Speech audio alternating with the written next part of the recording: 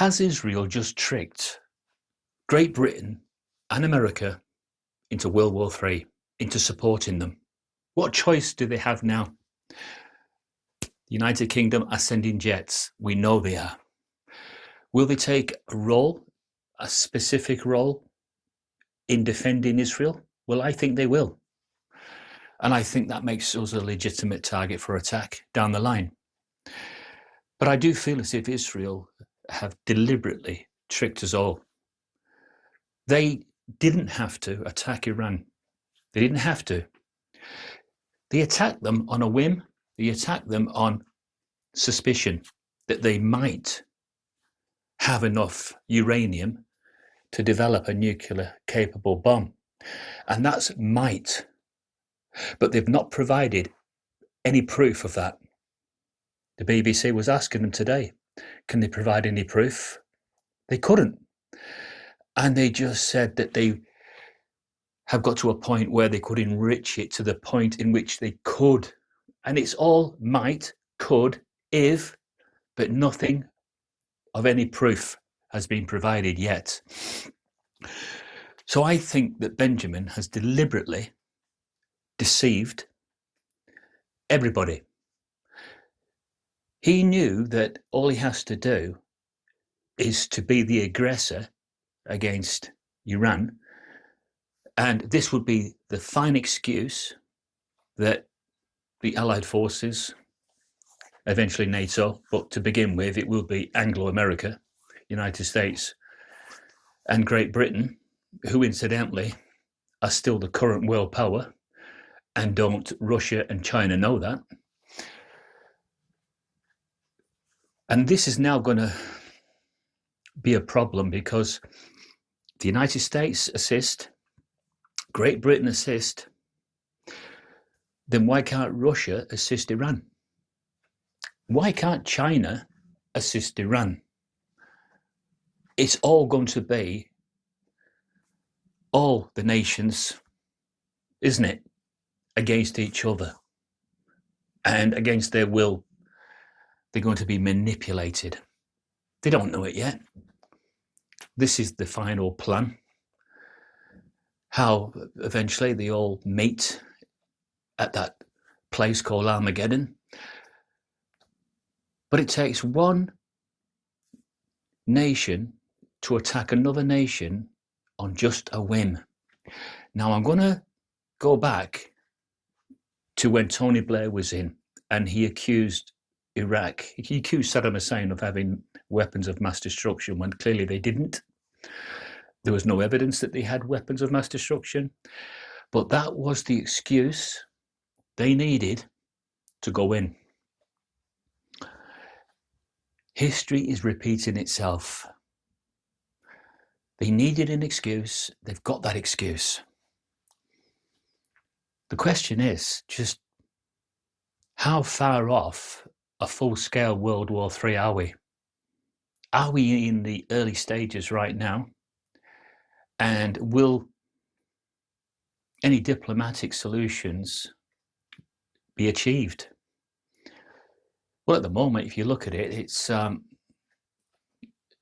Iran attacking, sending missiles to Tel Aviv, because in a statement today they said, well, when Israel stops its aggression, they'll stop sending missiles.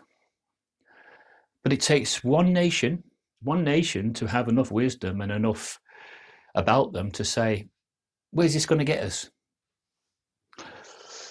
But if this is some kind of plan, and it always was a plan for Israel under Benjamin Netanyahu to eventually spread Israel out all over the Middle East, swallow up all those neighbors that he's had skirmishes with and confrontations with for so many years. And if this is a plan, you can bet your life that United States and Great Britain will be part of this plan. But when did it start?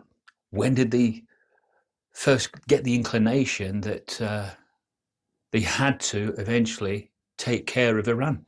Well, I think it was at least a decade, probably a decade ago. And I can't think which president was in power then, but I think they were talking about the fact that Iran eventually will have to go.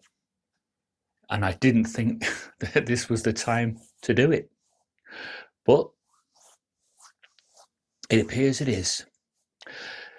They probably won't get a better opportunity than this. Now, I don't support any war.